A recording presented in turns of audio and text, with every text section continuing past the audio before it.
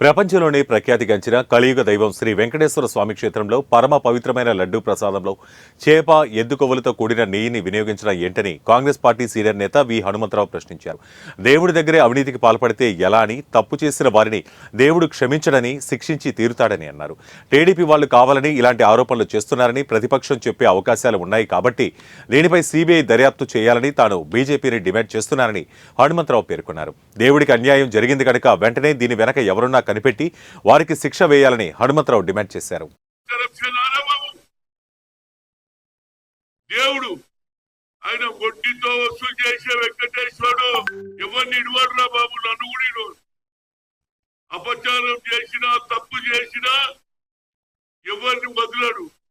దేవుని లడ్డులో, నెయ్యిలో ఇలాంటి చేయడం, గొడ్డు మాంసం, అదేవిధంగా చేపల మాంసం, ఇంకేమేమి కలిపినో ఆ లెబార్టరీ రిపోర్ట్ వచ్చింది కాబట్టి ఇమీడియట్ గా, ఎందుకంటే టీడీపీ వాళ్ళు కావాలని పెట్టిందని అవతల పార్టీ వాడు ఒక స్లోగన్ పెడతారు రేపే కనుక నా ఉద్దేశంలో ఇది సిబిఐ ఎంక్వైరీ జరగాలి.